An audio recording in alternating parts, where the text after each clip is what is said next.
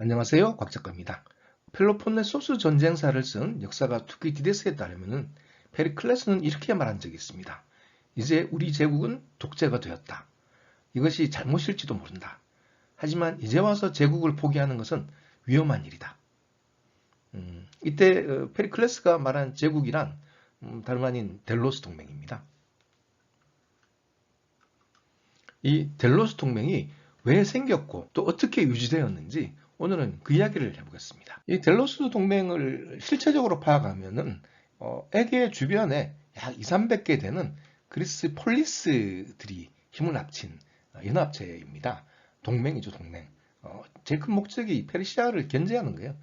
좀 더 구체적으로 보자면은 BC 490년에 페르시아가 그리스를 1차로 침공했어요. 그래서 마라톤 전투에서 페르시아군이 완전히 박살났죠. 약 6,400명의 사망자를 내고 페르시아군이 철수했습니다. 그리고 10년 후에 또 쳐들어왔는데요.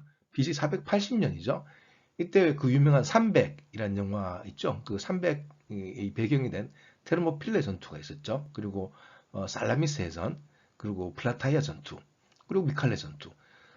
이게 이제 시기상으로는 480년에 살라미스 해전이 있었고요. 그 다음에 479년에 플라타이아 전투와 미칼레 전투가 있었어요. 플라타이아 전투와 미칼레 전투는 같은 날에 있었죠. 그리고 1년 후에 또 재밌는 일이 벌어집니다. BC 478년 즉 플라타이아 전투가 있었던 그 다음에 그리스 연합 함대가 페르시아 영토로 원정을 떠나요. 이번에 사령관을 맡은 사람은 파우사니아스라고 플라타이아 전투 사령관이었죠. 스파르타 출신입니다. 원정군을 구성하는 배들은 아테네가 30척, 스파르타가 20척, 그리고 다른 여러 도시가 배를 보냈는데 배 수만 보면 아테네가 사령관을 맡아야 될 것 같지만은 당시만 해도 싸움은 스파르타가 제일 잘한다. 그리스에서 스파르타가 제일 잘한다. 그런 이제 선입관이라고 할거나 공통의 인식이라고나 할거나 이런 게 있었어요. 아테네에서는 유명한 사람으로 아리스티데스와 그리고 키모니 장군으로 출전했습니다. 그래서 여기서 그리스를 출발한 그리스군은 먼저 이 키프로스를 침공했어요. 이 당시에 이제 키프로스가 페르시아군 세력권에 있었거든요. 키프로스를 정복하고 그리고 다시 올라와서 이번에는 이제 그 흑해로 통하는 길목인 여기 해협 있잖아요. 지금 다르다닐스 해협이라고 하는데 지금은 그때는 헬레스폰토스 해협이라고 그랬어요. 그리고 여기가 마르마라 해고 그리고 여기가 현재는 보스포러스 해협이라고 하는데 그때도 보스포러스 해협이라고 했네요. 여기 조그만 도시가 있었는데요. 지금은 이스탄불이죠. 근데 위치적으로 굉장히 좋은 곳에 있었어요. 그리스 연합군이 쳐들어가서 정복을 했죠. 그런데 바로 이 비잔티온에서 이 그리스 연합군 함대에 문제가 좀 생깁니다. 이 이오니아나 그리스의 다른 지역에서 온 장군들이 이 파우사니아스를 경원해요. 이유는 파우사니아스가 요즘 말로 하면 너무 갑질을 한 거죠. 자기가 스파르타를 대표해서 온 장군이니까 니들은 무조건 내 말을 따르라. 뭐 이런 식으로 갑질을 했다는 거죠. 그래서 결국에는 이오니아를 비롯해서 여러 이제 섬들에서 온 장군들이 다 힘을 합쳐서 파우사니아스를 이렇게 쫓아내고 아테네에서 온 아리스티데스한테 대신 지휘를 맡아달라고 부탁을 합니다. 그러니까 아리스티데스는 군사는 나보다 밀티아데스의 아들인 키몬이 나으니까 키몬 보고 맡으라 그러고 나는 재정을 맡겠다 이렇게 된 거죠. 그래서 델로스 섬에 여기 보이죠? 델로스 섬에 그 우리 동맹에 예산을 여기다 모아놓고 그리고 이제 그 돈을 가지고 페르시아를 상대한 전쟁을 해나가자 뭐 이렇게 된 거죠. 그런데 이제 투기디데스나 플루타르코스는 이런 식으로 사감, 파우사니아스에 대한 사감이 중요한 역할을 했다고 이야기를 하는데 구조적으로 볼 때 이 스파르타는 아무래도 이제 해양 세력이 아니고 육지 세력이거든요. 그러니까 이오니아나 에게의 섬나라들 입장에서는 아무래도 스파르타보다는 아테네가 더 친근하게 느껴지죠. 그리고 역사적으로도 이 이오니아라는 게 이쪽에 있는 이 나라들인데 이오니아나 에게 섬나라들은 대부분 스파르타보다는 아테네와 가까웠어요. 왜냐하면 스파르타는 그 도리아인이라고 북쪽에서 내려온 사람들이고 아테네 사람들은 원래 있던 사람들이거든요. 그러니까 원래 아테네와 좀 가까웠죠.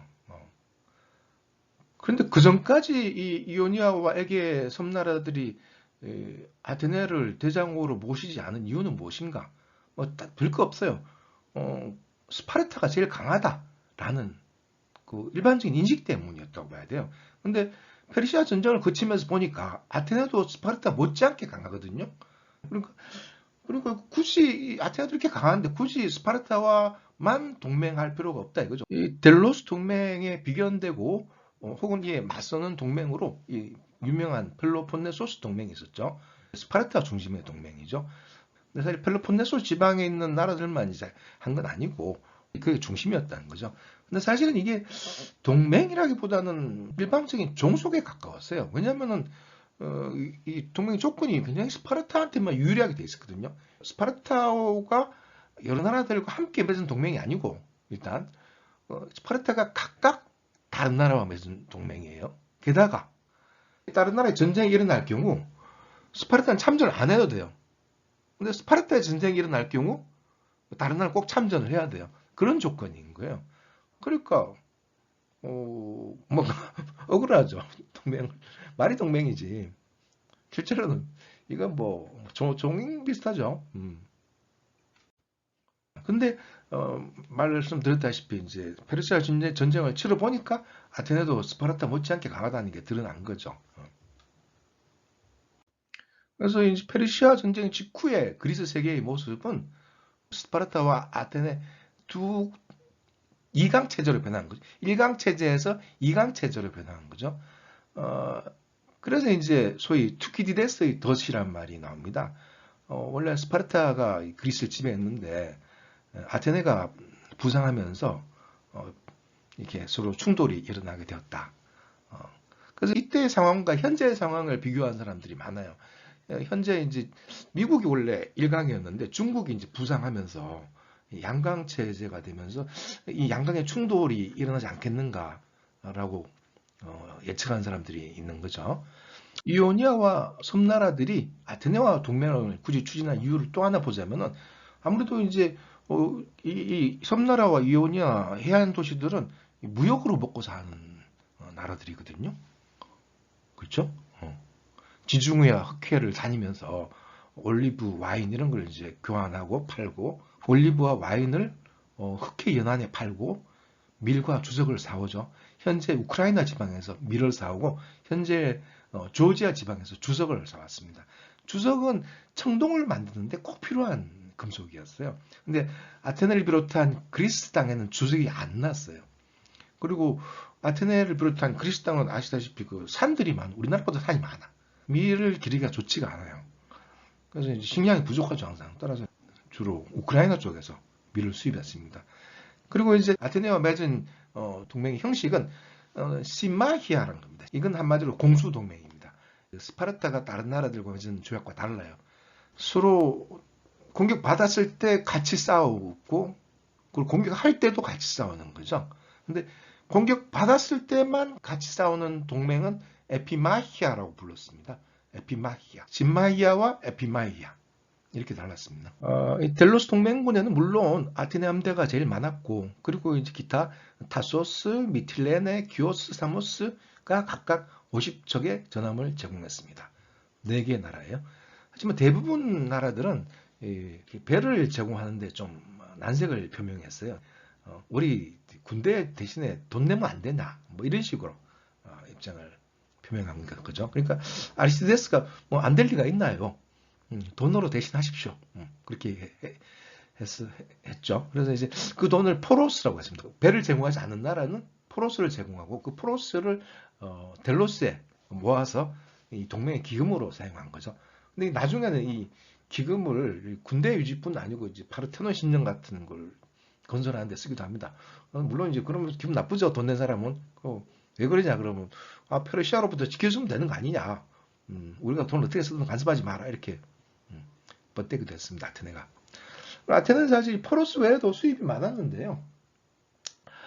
에게해와 흑해까지 아테네 세력, 델로스 동맹 세력이 장악을 했으니까 무역이 활발하게 이루어졌어요. 그러니까 무역하는 배들마다 이제 통행세를 거뒀죠. 특히 지중해, 그러니까 에게에서 흑해로 들어가는 그 길목 있잖아요. 비산티움 같은 데서 그런 데서 이제 통행세를 받는 거죠. 그리고 당연히 이제 관세도 받아요. 배들이 들어올 때마다 관세도 받아요. 아테네의 경우는 피레우스항에서 수출 수입에 대해서 각각 2% 관세를 받았다고 합니다. 2%. 게다가 상업이 발전하니까 이제 장사꾼들도 늘어나죠. 장사꾼들도 물론 세금을 냅니다. 아고라에서 장사한 사람들도 결국은 다 세금을 냈습니다. 그러니까 국가 수입이 엄청 늘어났죠. 게다가 아테네 입장에서는 또 좋았던 게 포로스가 엄청 들어오니까 게다가 이제 페르시아를 견제한다는 명목으로 이 함대를 유지를 해야 되잖아요. 그러니까 평소에 할 일이 없던 아테네 사람들이 노사비로 고용이 되었어요. 그 1년 내내 월급을 받는 거죠. 물론 겨울에는 안 움직이니까 1년에 한 8개월 정도 월급을 받았는데 그래도 뭐 그게 어딥니까? 근데 델로스 동맹이 페르시아와 열심히 싸우고 있을 때는 별 문제가 없었어요. 근데 이제 어느 정도 페르시아를 세력을 진압하고 이 안정적인 세력을 굳혀고 나니까 이게 불만을 표시하는 사람들이 생겨납니다. 이를테면은 낙소스라는 섬이 있는데요. 여기 보시죠. 낙소스 여기 있습니다. 델로스에서 별로 안 멀죠. 이 낙소스 사람들이 맨 먼저 이제 어, 독립을 결심합니다. 이유가 뭐냐? 사실상 이제 페르시아도 이렇게 제압이 됐는데 우리가 뭐 포로스를 내면 그 돈이 그냥 아테네 사람들 배만 불리는 거 아니냐? 어? 평화로운데 뭐 군대냐? 뭐 이런 거죠. 그러니까 아테네 입장에서는 또 다르죠. 아테네 입장에서는 우리가 페르시아와 열심히 싸워서 얻은 평화인데 니들만 무임승차하겠다는 거냐? 그런 거죠. 그럼에도 불구하고 낙소스는 이제 독립을 선언합니다. 이제 우리는 델로스 동맹 탈퇴한다 이렇게 된 거죠. 그래서 당장 이제 아테네와 동맹군이 쳐들어갑니다. 낙소스로. 그리고 뭐 금방 손을 들죠. 하여튼 낙소스의 성벽을 전부 다 허물고 그리고 당시 낙소스는 과두 정치였어요. 민주주의가 아니고. 그래서 과두 정치가들 전부 다 이제 내려오라 그러고 그리고 민주정을 실시를 합니다. 물론 아테네 입장도 이해는 되죠. 그러나 이 사건으로 델로스 동맹이 사실 평등한 동맹이 아니고 사실상 아테네 제국이다 라는 사실이 증명된 거라고 봅니다. 저는. 이런 변화의 추이를 스파르타 측도 유심히 관찰하고 있었는데요. 너무 커지는 거 아닌가. 저러다가 결국은 나한테 기어오르겠는데 뭐 이런 거죠. 그런 와중에 BC 465년 소위 타소스 사건이 일어납니다. 이 타소스 사건이라는 게 타소스 보시죠. 여기 있는 섬이에요. 이게 굉장히 부자 섬이에요. 여기 무슨 광물도 많이 나고 그래서 부자 섬이에요. 근데 이 B465년에 타소스에서 델로스 동맹의 탈퇴를 시도해요. 그러니까 낙소수는 실패했는데 우리 타소스 성공할 것 같다 이거죠. 근데 그랬던 이유가 사실은 타소스는 돈이 많아서 미리 스파르타한테 언지를 받아둔 게 있었어요. 우리가 나중에 델로스 동맹 탈퇴하면 스파르타 너희들이 좀 도와달라. 그래서 스파르타에서는 뭐 그러겠다 하고 이렇게 약속을 했다고 합니다.